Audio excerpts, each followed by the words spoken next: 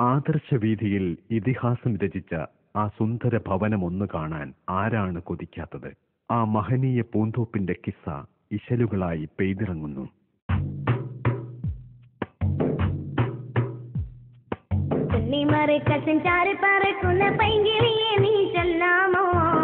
മഹനീയ പൂന്തോപ്പിൻ കിസ്സ എന്നിൽ പറയാമോ?